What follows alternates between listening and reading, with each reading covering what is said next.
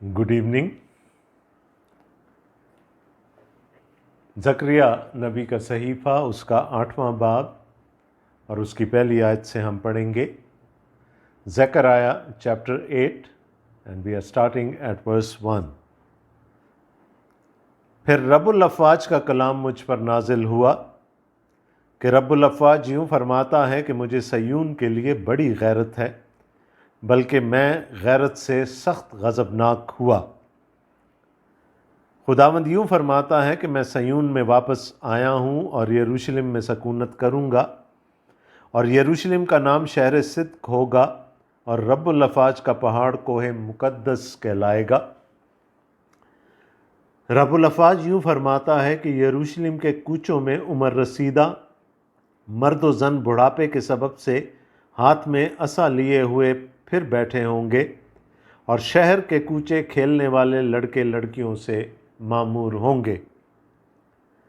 और रब्बुल अफ़वाज यूँ फरमाता है कि अगरचे उन अयाम में ये अमर उन लोगों के बकिया की नज़र में हैरत अफ़ज़ा हो, तो भी क्या मेरी नज़र में हैरत अफ़ज़ा होगा? रब्बुल अफ़वाज यूँ फरमाता है, देख मैं अपने लोगों को मशरक़ी और मग़रबी ममालिक से छुड़ा लूँगा, और मैं उनको वापस लाऊँगा, और वो यरूशलेम में सकूनत करेंगे, और वो मेरे लोग होंगे, और मैं रास्ती और सदाकत से उनका खुदा हूँगा। रब्बुल अफ़वाज यूँ फरमाता है कि आए लोगों, अपने हाथों को मजबूत करो। तुम जो इस वक्त ये कलाम सुनते हो, जो रब्बुल अफ़वाज के घर यानी हैकल की तामीर के लिए बुनियाद डालते वक्त नबियों की मार्फत नाजिल हुआ, क्योंकि इन दिनों से पहले ना इंसान के लिए मजदूरी थी और ना हैवान का किराया था, और दुश्मन के सबब से आने जाने वाले महफूज ना थे, क्योंकि मैंने सब लोगों में निफाक डाल दिया। लेकिन अब मैं इन लोगों के बकिया के साथ पहले की तरह पेश ना आऊँगा, रब्बुल अफ़वाज फरमाता है, बल्कि ज़रात सलामती से होगी, ताक अपना फल देगी, और ज़मीन अपना हासिल, और आसमान से ओस पड़ेगी, और मैं इन लोगों के बकिया को इन सब बरकतों का वारिस बनाऊँगा। आए बनी यहूदा और आए बनी इसराइल, जिस तरह तुम दूसरी कौमों में लानत थे, उसी तरह मैं तुमको छुड़ाऊँगा, और तुम बरकत होगे, हरसा ना हो, बल्कि तुम्हारे हाथ मजबूत हों। क्योंकि रब्बुल अफ़वाज यूँ फरमाता है कि जिस तरह मैंने कसद किया था कि तुम पर आफत लाऊं, जब तुम्हारे बाप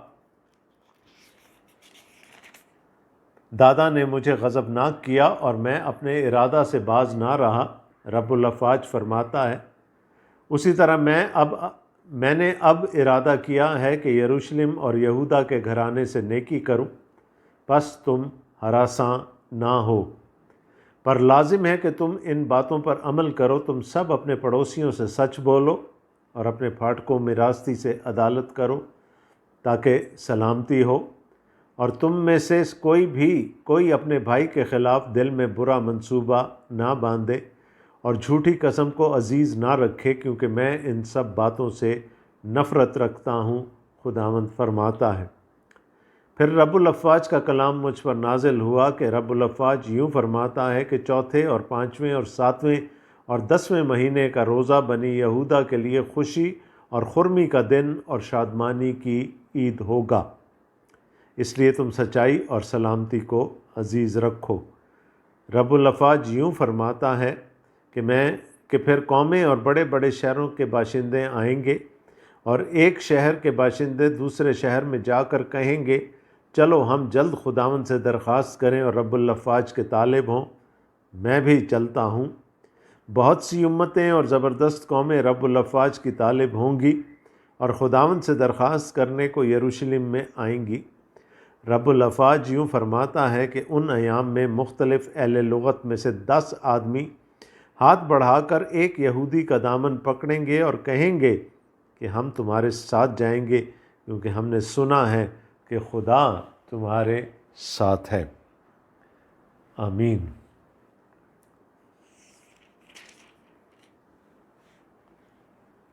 बाइबल मुक़द्दस का जब हम मुतालिया करते हैं तो हमें बहुत सारे थीम्स मिलती हैं।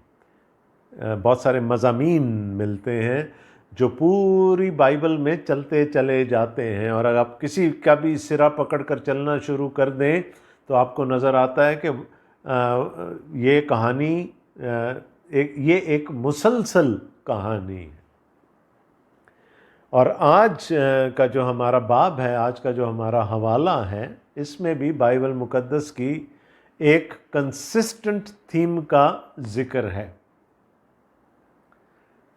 اور میں تھوڑا سا اشارہ دے کے پھر آؤں گا اپنے ٹیکسٹ کی طرف کہ وہ تھیم ہے کیا۔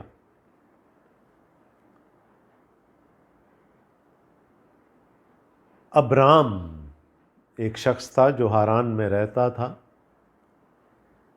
اور خدا نے اس سے کہا کہ تو اپنے باپ دادا کو چھوڑ، ان کی ذات بوم کو چھوڑ، اور اس ملک میں جا جو میں تجھے دکھاؤں گا، تو میں تیرے ساتھ وعدہ کرتا ہوں کہ میں تیرے لیے کچھ کروں گا۔ اور پھر خدا نے ابرام سے وعدہ کیا۔ وعدہ کیا تھا؟ میں تجھے ایک بڑی قوم بناؤں گا، میں تجھے ایک بڑا نام دوں گا، اور تیسرا میں تجھے ایک بڑی برکت دوں گا۔ God promised Abram that he would give him a mighty name, a great name. He will have a great nation coming out of him, and that the Lord God would bless him greatly, abundantly. لیکن بات یہاں پر ختم نہیں ہو جاتی۔ خدا نے کہا، یہ پیدائش کی کتاب کا 12ویں باب کا ذکر میں کر رہا ہوں، خدا نے کہا دنیا کے سب قبیلے تیرے وسیلے سے برکت پائیں گے۔ All the nations of this world will be blessed through you۔ اور یہ خدا کا مشن ہے۔ پہلی دفعہ خدا نے برملا اپنے مشن کا اظہار کیا۔ ہم اکثر مشن کو نئے عہد نامہ میں ڈھونڈتے ہیں۔ پیدائش کی کتاب کے 12ویں باب میں خدا نے اپنے مشن کا اعلان کر دیا تھا کہ سب دنیا کے سب قبیلے تیرے وسیلے سے برکت پائیں گے۔ تو جس کنسسٹنٹ تھیم کی میں بات کر رہا ہوں، وہ کنسسٹنٹ تھیم یہ ہے کہ بائبل کا خدا برکت دیتا ہے ہمیں تاکہ ہم دوسروں کے لیے باعث برکت ہوں۔ نیچرلی جس برکت کے کانٹیکس میں خدا ابرام سے بات کر رہا تھا وہ نجات تھی، خدا کی نجات۔ دنیا کے سب قبیلے تیرے وسیلے سے نجات پائیں گے، تیرے اولاد کے وسیلے سے نجات پائیں گے، اور یہی تھیم چلتی رہتی ہے۔ جب خدا بنی اسرائیل کو نکال کر لایا ملک مصر سے، تو اس نے اسی عہد کی تجدید کی، اور اس عہد میں اس نے ان سے کہا تم میرے لیے کاہنوں کی ایک مملکت ہوگے، تم میرے لوگ ہو، you are a holy people unto me, yet you have an obligation۔ obligation کیا ہے؟ کہ تم میرے لیے کاہنوں کی ایک مملکت ہوگے۔ اور کاہن کا کام کیا ہے؟ کہ انسان کا ہاتھ پکڑ کر خدا کے ہاتھ میں دے دے۔ تو خدا نے کہا میں تمہیں بہت بلیس کروں گا، وہ ملک دوں گا جس کا میں نے وعدہ تمہارے باپ دادا سے کیا تھا، and I will be with you, I will be your God and you will be my people. خدا نے عہد کر لیا ان کے ساتھ، لیکن ساتھ میں کیا تھا؟ کہ جو برکت میں تمہیں دوں گا، تم نے اس برکت میں اوروں کو بھی شریک کرنا ہے۔ And this is a very, very consistent theme in the Bible. 7 سال یوسف نے غلہ جمع کیا، جو خوشحالی کے 7 سال تھے ملک مصر میں، اور جب قحط کے 7 سال آئے تو نہ صرف مصر کے لیے وہ غلہ بہت کافی تھا، بلکہ ارد گرد کی قومیں بھی وہاں سے آ کر اپنے لیے اناج لیا کرتی تھی۔ آپ پڑھ لیں، پوری بائبل پڑھ لیں، دس گوز along، خداوند یسوع مسیح نے بھی کہا تم نے مفت پایا ہے، مفت دو، آگے چلاؤ۔ کام اپنے تک روک کے نہیں رکھنا. Do not become stagnant. اس نے کہا جب روح القدس تم میں آئے گا تو پھر پانی کی ندیاں جاری ہو جائیں گی تم سے. اور ندی آپ کو پتہ ہے کہ جہاں جہاں سے گزرتی ہے وہ اس جگہ کو سیراب کرتی ہے. سو یہ ایک بہت کنسسٹنٹ تھیم ہے بائبل مقدس کی، اور اسی کا ذکر اب یہاں پر زکریا، خدا زکریا کے وسیلے سے، زکریا کے وسیلہ سے ان لوگوں سے. اور پھر these prophecies are not only for the people who are listening to Zechariah. یہ ڈوئل نیچر کی پروفیسیز ہیں کہ یہ آگے بھی جا کر فلفل ہوں گی. اس میں سے کچھ شاید ہو چکی ہوں گی لیکن کچھ ابھی پورا ہونا رہتی ہیں. تو اس باب کے شروع کے حصے میں دیکھیں گے کہ خدا وعدہ کر رہا ہے اپنی قوم سے کہ میں تمہیں بے حساب برکت دوں گا. آئی ول بلیس یو ایبنڈنٹلی. کیا کہہ رہا ہے خدا؟ اور یہ کون سی قوم ہے جو تھک گئی تھی، ہے نا، ہمت ہار گئی ہے، دشمن برومند ہے، خود یہ بیچارے ڈاؤن ٹراڈن ہیں، بالکل ہی زمین سے لگے ہوئے ہیں. ان لوگوں کو خدا برکت کا ان سے وعدہ کر رہا ہے. کیا کہتا ہے خدا؟ پھر رب الافواج کا کلام مجھ پر نازل ہوا. اور آپ دیکھیں گے یہ رب الافواج کنسسٹنٹلی ایک ایک آیت میں 2 3 دفعہ بھی استعمال ہو رہا ہے. جسٹ ٹو میک شور زکریا یہ بتانا چاہ رہا ہے کہ یہ کلام خدا کی طرف سے ہی مجھے ملا، اور اس خدا کی طرف سے جو قادر مطلق ہے. پھر رب الافواج کا کلام مجھ پر نازل ہوا کہ رب الافواج یوں فرماتا ہے کہ مجھے صیون کے لیے بڑی غیرت ہے، بلکہ میں غیرت سے سخت غضبناک ہوا. صیون کے لیے، یروشلم کے لیے مجھے بڑی غیرت ہے. اور غیرت وہاں ہوتی ہے جہاں پر محبت ہوتی ہے. آپ جس چیز سے محبت رکھتے ہیں you become very very possessive about it. آپ اس چیز کو اپنے تک رکھنا چاہتے ہیں. آپ نہیں چاہتے کہ کوئی اور اس چیز کو آپ کے ساتھ شیئر کرے. تو خدا کہنا کیا چاہ رہا ہے کہ مجھے تم سے محبت ہے، مجھے یروشلم سے، مجھے صیون سے محبت ہے، مجھے اس کی غیرت ہے. اور کیوں غیرت ہے؟ کیونکہ یہاں میرا مسکن تھا، یہاں پر میں رہتا تھا، اور پھر یہ وہ ملک ہے اور وہ شہر ہے جس کا وعدہ میں نے تمہارے باپ دادا سے کیا تھا. خداوند یوں فرماتا ہے کہ میں صیون میں واپس آیا ہوں اور یروشلم میں سکونت کروں گا، اور یروشلم کا نام شہر صدق ہوگا، اور رب الافواج کا پہاڑ کوہ مقدس کہلائے. اب دیکھیں نبیوں کو نہیں پتہ چلتا تھا کہ کیسے پروفیسیز آپس میں گڈمڈ ہو جاتی ہیں.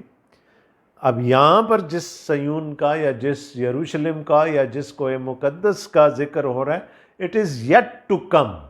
یہ وہ والا نہیں ہے جو ابھی ہے، یہ وہ یروشلم نہیں ہے، کیونکہ اس کی نشانیاں جب ہم پڑھیں گے تو ہم آگے دیکھیں گے. یہودی علماء شاید چند یہودی علماء یہ سمجھتے ہیں کہ 1948 میں جب اسرائیل کی مملکت قائم ہوئی تو یہ پیش گوئیاں جو ہیں یہ پوری ہو گئیں، لیکن ہم دیکھیں گے کہ یہ ابھی پوری نہیں ہوئیں. They are yet to be fulfilled. Jerusalem کا اگر ہم ذکر دیکھ لیں تو ہر ایک اس پر اپنا اپنا حق جتا رہا ہے، ہر ایک اپنا کلیم اس پر جتا رہا ہے.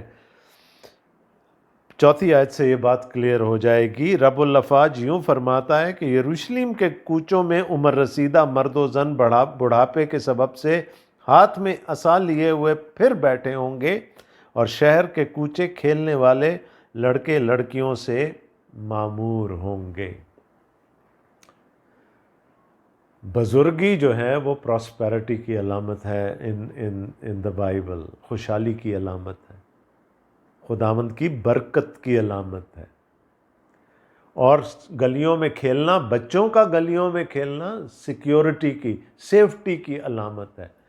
لیکن میرا نہیں خیال کہ آج کوئی اتنی تسلی سے یروشلم کے گلی کوچوں میں بیٹھ سکتا ہے یا بچے اس کے گلی کوچوں میں کھیل سکتے ہیں، because you are always at your guard, ہے نا. کسی طرف سے کوئی میزائل آ سکتا ہے، کسی طرف سے اسٹریفنگ ہو سکتی ہے، کوئی بم بلاسٹ ہو سکتا ہے، کچھ بھی ہو سکتا ہے. تو یہ آج کے یروشلم کا ذکر نہیں ہو رہا، یہ اس ابدی یروشلم کا ذکر ہو رہا ہے کہ جب خداوند یسوع مسیح کی بادشاہت قائم ہو جائے گی. تو خدا کہتا ہے مجھے غیرت ہے، میں اپنے لوگوں کو سنبھال لوں گا، اور نہ صرف ابھی سنبھالوں گا but I will also take care of them in the longer run. میں ان کی سیکیورٹی ہوں گا، میں ان کی برکت ہوں گا. And I will be dwelling among them, میں ان کے درمیان سکونت کروں گا. وعدہ ہے خدا کا.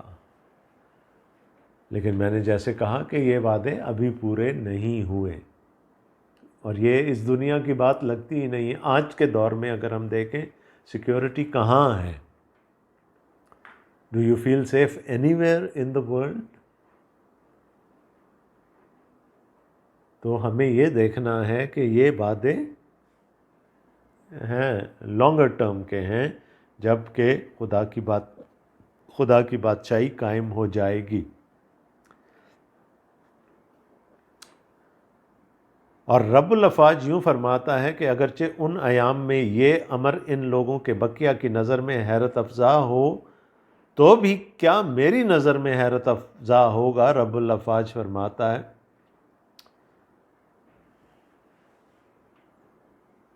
اب وہی میں کہہ رہا ہوں، دیکھیں انٹرٹوائن ہو جاتی ہیں بہت ساری پروفیسیز جو ہیں آپس میں انٹرٹوائن ہو جاتی ہیں. تھوڑا سا ہمیں ان کو علیحدہ علیحدہ کرنے کی ضرورت. خدا کیا کہہ رہا ہے کہ شاید تمہیں اس بات کا یقین نہیں آئے گا، تمہارے لیے یہ بات حیرت افزا ہے، تمہارے لیے یہ بات ماننے کے قابل نہیں ہے کہ ایسا بھی ہو سکتا ہے، کیونکہ تم ساری چیزوں کو اپنی پریزنٹ پوزیشن سے گیج کر رہے ہو.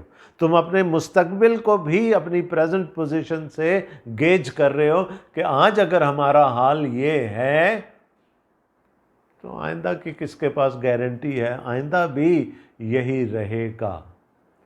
تو یاد رکھیں خدا اپنے لوگوں سے برکت کا وعدہ کرتا ہے، فضل کا وعدہ کرتا ہے، لیکن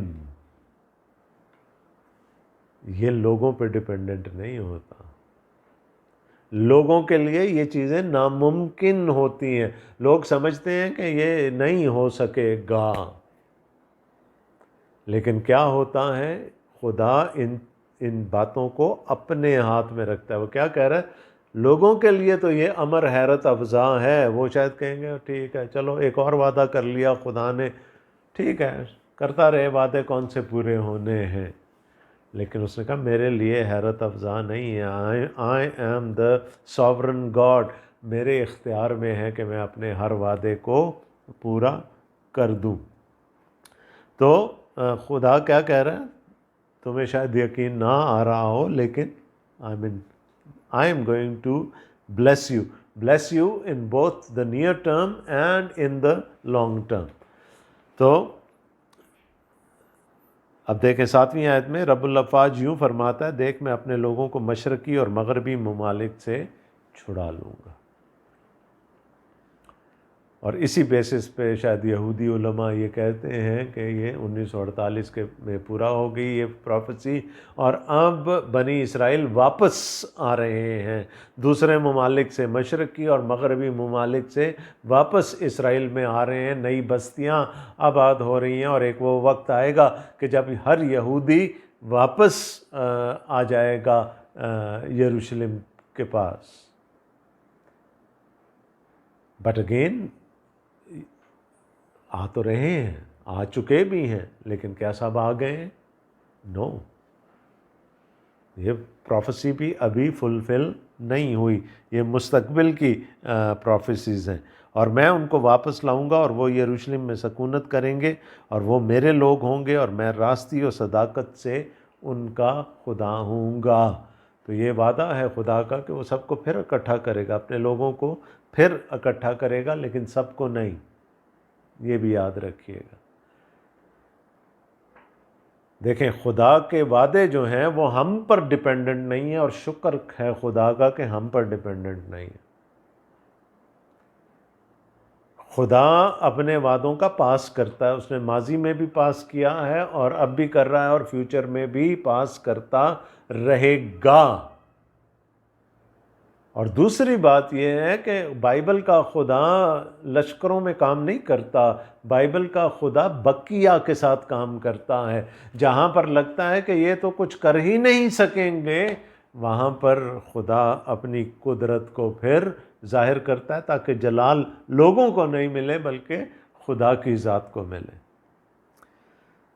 جدعون کا مقابلہ تھا نا فلسطینیوں کے ساتھ، اور لاکھوں کی فوج کھڑی تھی باہر، جدعون نے 32,000 لوگ اکٹھے کر لیے لڑنے کے لیے۔ خدا نے کہا یہ تو بہت زیادہ ہیں بھائی، اس نے کم کیے، پھر کہا بہت زیادہ ہیں، پھر کم کیے، آخر میں کتنے لوگوں لے کر گیا وہ میدان جنگ میں؟ 300۔ لیکن ان 300 کے ساتھ ان کا خدا تھا اور وہ جنگ جیت کر آ گئے۔ جب داؤد میدان میں جا رہا تھا جاتی جولیت کے ساتھ لڑنے، تو اس کے بھائی غصہ کھا رہے تھے، اس کو کس نے کہا کہ یہ جائے؟ اور جو اس کو دیکھ رہا تھا وہ کہتے یہ اس کے سامنے، اس دیو کے سامنے یہ کیا ہے؟ لیکن اس کا خدا اس کے ساتھ تھا۔ تو God works through always works through a minority. یہاں پر بھی آگے لکھا ہے کہ میں بقیہ کو بچا لوں گا، بقیہ کے وسیلے سے اپنا کام کروں گا۔ یہ جو واپس آئے ہیں یہ کون تھا؟ یہ کون تھے جو ہیکل بنا رہے ہیں؟ یہ بقیہ تھا۔ they were not all of them، majority تو ان کی ابھی بھی بابل میں تھی، یہ بقیہ ہے جو ہیکل بنا رہا ہے نا۔ تو خدا مائنورٹی سے کام کرتا ہے۔ بھیڑ ہے 5,000 مردوں کی، almost 20,000 people۔ ریسورسز کیا ہیں؟ اتنی سی مچھلیاں اور روٹی، لیکن جب دینے پہ آیا خدا تو پھر وہ ملٹیچیوڈ نے سیر ہو کر کھایا، اور 12 ٹوکرے لیفٹ اوورز کے بھی بچ گئے۔ تو خدا جو ہے وہ تھوڑے میں کام کرتا ہے، خدا مائنورٹی کے ساتھ کام کرتا ہے۔ خدا کو مجمع لگانے کا شوق نہیں ہے، ہجوم اکٹھا کرنے کا شوق نہیں۔ وہ کہتا ہے میں لے آؤں گا اپنے سارے لوگوں کو، یا بنی اسرائیل، چونکہ یہاں پر وعدہ بنی اسرائیل سے ہو رہا ہے، میں لے آؤں گا ان کو، بٹ اونلی دا ریمننٹ، میں بقیہ کے وسیلے سے کام کروں گا۔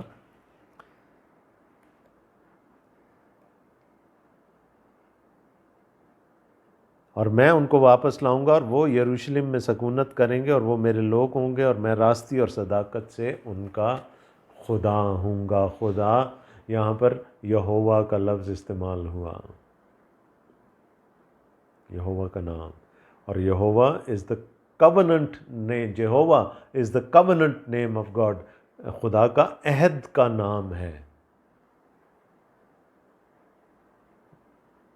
اور یہ نام یاد دلاتا ہے کہ خدا اپنے عہد کو پورا کرتا ہے، اور پھر وہ ان کے ساتھ عہد والی زبان بھی استعمال کر رہے ہیں نا، میں ان کا خدا ہوں گا اور وہ میرے لوگ ہوں گے۔ دس از covenant language۔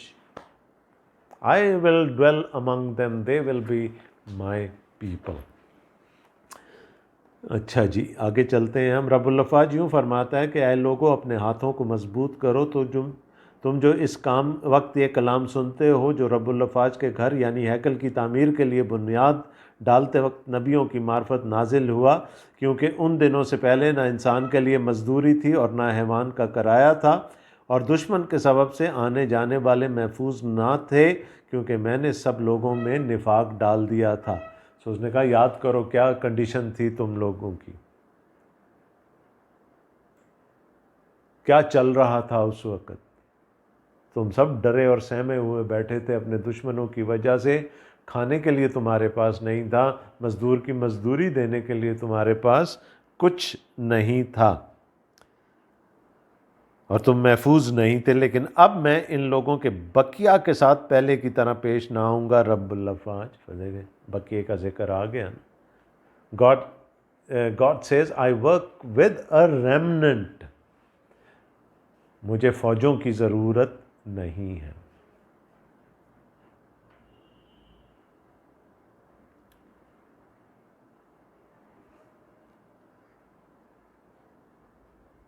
لیکن اب میں ان لوگوں کے بقیہ کے ساتھ پہلے کی طرح پیش نہ آؤں گا، رب الافواج فرماتا ہے، بلکہ زراعت سلامتی سے ہوگی، تاک اپنا پھل دے گی اور زمین اپنا حاصل، اور آسمان سے اوس پڑے گی، اور میں ان لوگوں کے بقیہ کو ان سب برکتوں کا وارث بناؤں گا۔ blessings all around, abundant blessings۔ اے بنی یہودا اور اے بنی اسرائیل، جس طرح تم دوسری قوموں میں لعنت تھے، اسی طرح میں تم کو چھڑاؤں گا اور تم برکت ہوگے، ہراساں نہ ہو بلکہ تمہارے ہاتھ مضبوط ہوں۔ ڈرے ہوئے ہیں، خوف میں ہیں، نا امید ہیں، تو خدا کہہ رہا ہے خوف نہیں کرنا، میں تمہارے ساتھ ہوں۔ I am going to turn the tables on your enemies۔ تم اب خوشحالی کی طرف جا رہے ہو۔ There will be abundance all around۔ کیونکہ رب الافواج یوں فرماتا ہے کہ جس طرح میں نے قصد کیا تھا کہ تم پر آفت لاؤں جب تمہارے باپ دادا نے مجھے غضبناک کیا اور میں اپنے ارادہ سے باز نہ رہا، رب الافواج فرماتا ہے، اسی طرح میں نے اب ارادہ کیا ہے کہ یروشلم اور یہودا کے گھرانے سے نیکی کروں، پس تم ہراساں نہ ہو، خوف نہ ہو۔ دوسری دفعہ کہہ رہا ہے خدا، اپنے ہاتھوں کو مضبوط کرو، جو کام کر رہے ہو اس کو جاری رکھو، پر لازم ہے کہ تم ان باتوں پر عمل کرو۔ تم سب اپنے پڑوسیوں سے سچ بولو اور اپنے پھاٹکوں میں راستی سے عدالت کرو، تاکہ سلامتی ہو، اور تم میں سے کوئی اپنے بھائی کے خلاف دل میں برا منصوبہ نہ باندھے اور جھوٹی قسم کو عزیز نہ رکھے، کیونکہ میں ان سب باتوں سے نفرت رکھتا ہوں، خداوند فرماتا ہے۔ ہم دیکھ چکے ہیں کہ خدا ان کے اندر جو گناہ ہے، خدا اس کے ساتھ بھی ڈیل کر رہا ہے، اور یہاں پر ان کو ریمائنڈر دے رہا ہے کہ ان باتوں سے بچنا ہے تم نے۔ اور کیوں بچنا ہے؟ اس لیے کہ میں ان باتوں سے نفرت رکھتا ہوں۔ تو عہد دونوں طرف سے ہوتا ہے۔ خدا کہہ رہا ہے میں تمہیں، تمہارے بقیہ کو برکت دوں گا، تمہیں برکت دوں گا، but again you also have to fulfil your own obligations. جو تمہاری عہد میں جو تمہاری رسپانسبلٹیز ہیں وہ تم نے بھی پوری کرنی ہیں۔ میں نے آپ کو کہا تھا نا، they were callous, they were hard hearted۔ ہیکل کے لیے روتے تھے، لیکن یہ نہیں سوچتے تھے یہ ہیکل تباہ کیوں ہوئی تھی۔ ماتم کرتے تھے نا، روزہ رکھتے تھے، لیکن یہ نہیں سوچتے تھے کہ یہ تباہی آئی کیوں۔ ان کے باپ دادا کی ہٹ دھرمی سے، ان کے باپ دادا کے گناہ کی وجہ سے ایسا ہوا تھا، اور خدا نے بڑا کلیئرلی ان کو بتا دیا تھا کہ اگر تم بھی ایسا کرو گے تو پھر تم بھی بچ نہیں پاؤ گے۔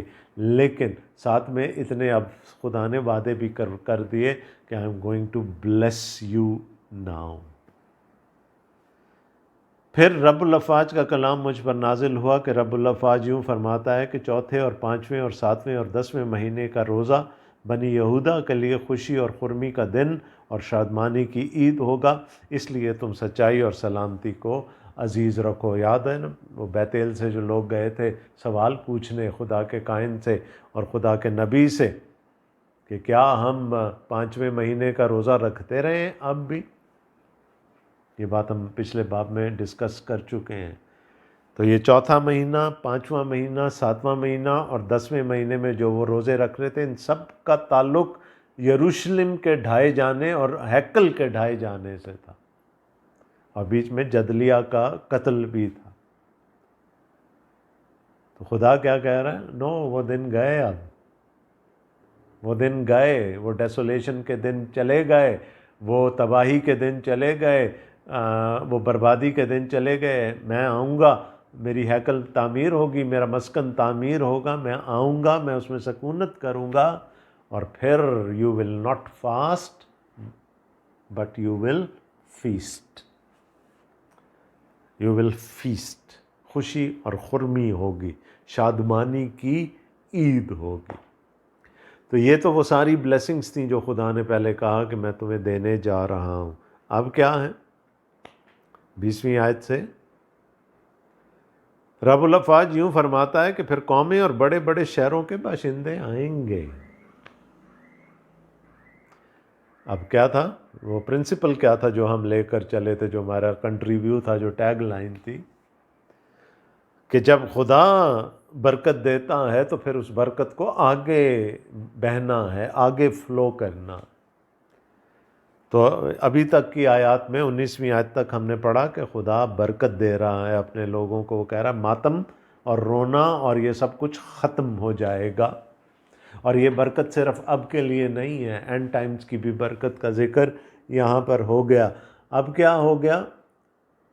بنی اسرائیل کو خدا نے کیا کہا تھا، کیا مینڈیٹ دیا تھا؟ تم میرے لیے کائنوں کی ایک مملکت ہوگے، ارد گرد کی قوموں کو تم مجھ تک لے کر آؤ گے، اس برکت میں، اس نجات میں شریک کرو گے۔ دکن کی ملکہ آ گئی ہیکل دیکھنے کے لیے، سلیمان کی شان و شوکت دیکھنے کے لیے۔ نبوکت نظر کہہ اٹھا کہ یہ جو ان کا خدا ہے نا، اس جیسا خدا اور کوئی ہے نہیں۔ تو جب وہ لوگ دیکھتے ہیں خدا کی برکت اپنے لوگوں پر تو پھر دوسرے بھی کھنچے چلے آتے ہیں۔ لیکن یہودیوں نے کیا کیا تھا کہ انہوں نے دائرہ کھینچ دیا تھا، اندر سے کنڈی لگا دی، نہیں جی کوئی نہیں آ سکتا، خدا کی بادشاہی پہ حق صرف اور صرف ہمارا ہے۔ لیکن خدا اس چیز کو چیلنج کر رہا ہے، no, that blessing has to flow out. اگر مجھے نجات دی ہے خدا نے تو پھر میرا کام ہے کہ اس نجات میں دوسروں کو بھی شریک کر سکوں۔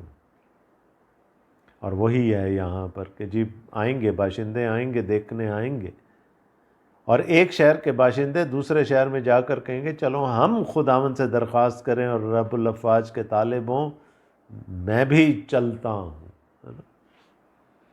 جب عیدیں مناتے تھے یہودی تو صرف یہودی نہیں آتے تھے یروشلم، خدا ترس یہودیوں کا ذکر ہے جو پینتیکوست کے دن جمع ہو گئے تھے۔ یہ وہ تھے جو غیر قوموں میں سے تھے اور جو بپتسمہ لے چکے تھے،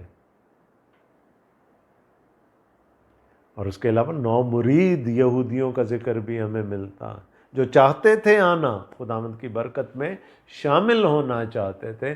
اور خداوند نے کہا اب پھر وہی سلسلہ جاری ہو جائے گا، میں نے اپنا مینڈیٹ نہیں بدلا، میں ابھی بھی قوموں کو برکت دینا چاہتا ہوں، اور میں ابراہیم کی اولاد کے وسیلے سے برکت دینا چاہتا ہوں۔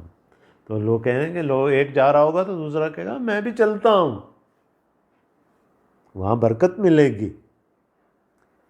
بہت سی امتیں اور زبردست قومیں رب الافواج کی طالب ہوں گی اور خداوند سے درخواست کرنے کو یروشلم میں آئیں گی۔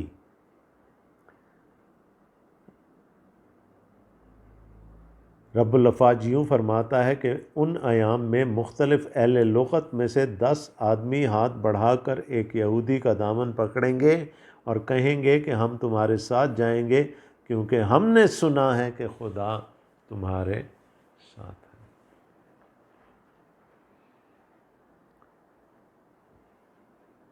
That blessing will have to overflow۔ اس بلیسنگ کو دوسری قوموں تک جانا۔ دیکھیں وعدہ کیا تھا، دنیا کے سب قبیلے تیرے وسیلے سے برکت پائیں گے۔ تو اس وقت چرچ کے سامنے جو مشن ہے وہ بڑا کلیئر ہے، پہلے تو یہودیوں کو ایونجلائز کرنا ہے، کیونکہ خدا ان کے وسیلے سے لوگوں کو اپنی نجات میں شامل کرنے کا وعدہ کر رہا ہے۔ دامن پکڑیں گے کون؟ ان ایام میں مختلف اہل لغت میں سے 10 آدمی ہاتھ بڑھا کر یہودی کا دامن پکڑیں۔ اور اس کا مطلب کیا؟ دامن کا کونا پکڑیں گے. 4 کونے ہوتے ہیں تو 10 تمام اہل لغت میں سے، اور جنرلی یہودی اس بات کو اس طرح سے انٹرپریٹ کرتے ہیں کہ 70 قومیں ہیں دنیا میں، ہر قوم میں سے ایک ایک بندہ آئے گا، تو وہ سب جب دامن پکڑیں گے اور پھر ان کے وسیلے، دیکھیں یسوع مسیح نے بھی تو کہا تھا نا، نجات یہودیوں میں ہی سے ہے. خدا نے ان کو چھوڑا نہیں ہے. رومیوں کے خط کا ابتدائی ابواب کا آپ مطالعہ کریں تو پولس یہ بات کرتا ہے کہ خدا نے اپنی قوم کو چھوڑا نہیں ہے.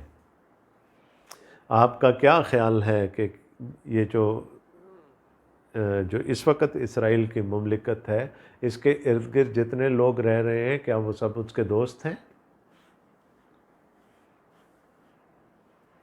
ایک بھی نہیں، ایک بھی نہیں ہے. اور ان کا بس نہیں چلتا کہ ایک ہی رات میں ختم کر دیں سب کہانی. لیکن اگر آج تک وہ مملکت قائم ہے اور آج تک بنی اسرائیل قائم ہے، کیا اپنے زور سے؟ نو. اس لیے کہ خداوند کا ہاتھ ان پر ہے. اور خداوند کا ہاتھ کیوں ہے ان پر؟ کہ وہ بہت خوبصورت ہیں، یا بہت پڑھے لکھے ہیں، یا بہت پرہیزگار ہیں، یا شمار میں بہت ہیں. نو، یہ تو خدا نے استثناء کی کتاب میں ان کو کہہ دیا تھا، تم مجھے اس لیے عزیز ہو کہ میں نے تمہارے باپ دادا سے وعدہ کر رکھے ہیں. تو وہ وعدے تو رہتی دنیا تک قائم رہیں گے نا. کوئی کچھ نہیں بگاڑ سکتا اس قوم کا. ہاں، سختیاں بہت دیکھی ہیں، ایکسٹرمنیشن کی حد تک پہنچ گئی تھی یہودی قوم،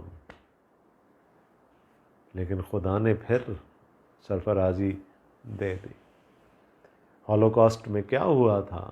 جنگ عظیم کے بعد کنسنٹریشن کیمپس میں بھرا، مار ڈالا جرمنی میں. خدا نے پھر اس بقیہ کو، جو بقیہ بچا لیا اس نے، کیونکہ وہ بقیہ ہی کے وسیلے سے کام کرتا ہے. آج اگر ہم تعداد میں تھوڑے ہیں، ہاللیلویہ،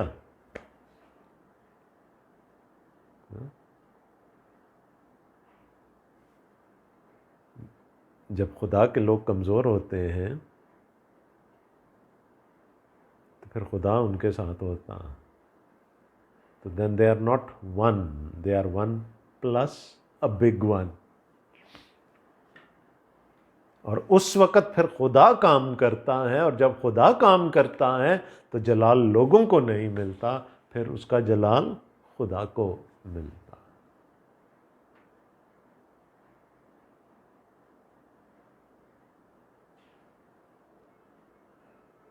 ایلیا نے کہا تھا نا، خدا سے میرا خیال رکھنا، میں اکیلا بچ گیا ہے نا، میں مر گیا تو تیرے کام کا کیا ہوگا؟ کون تیرا نام لے گا؟ خدا نے کیا کہا؟ یہ نہ سوچنا کہ میرا کام رک جائے گا، 7,000 میں نے سنبھال کے رکھے ہوئے جو میرے نام لیوا ہیں. تو یہ خدا کا فضل ہے، خدا کا فضل ہے. اور شکر ہے کہ یہ خدا کا فضل ہے، کیونکہ اگر ہم پر ہو تو ہم میں سے تو کوئی بھی اپنے گریجویٹ نہیں ہو سکتا نا، کوئی بھی اس فضل کو نہیں پا سکتا. اور یاد رکھیں، گاڈ ورکس تھرو دا ریمننٹس. خدا مائنورٹیز میں سے کام کرتا ہے. اور کیوں ایسا کرتا ہے؟ اس لیے کہ ہمارا نہیں بلکہ اس کا نام جلال پائے. تو سبق کیا ہے؟ بائبل کی کہانی کیا ہے؟ خدا برکت دیتا ہے تاکہ پھر اس کے لوگ اس برکت کو دوسروں تک پہنچا سکیں. خدا بقیہ کو برکت دیتا ہے تاکہ وہ بقیہ اوروں کے لیے، دوسری قوموں کے لیے برکت کا سبب بنے. And that is how the God of Bible works. ہمارے بھائی ہیں یونس کھوکھر صاحب، بات ذرا گہری ہے، سوچئے گا اس پہ، میں بہت زیادہ تفصیل میں نہیں جاؤں گا۔ وہ کہتے ہوتے ہیں کہ اگر ایک شیر اپنی حفاظت کے لیے 1.5 ارب گیدڑ تعینات کر لے گا تو اس کو پھر شیر کون کہے گا؟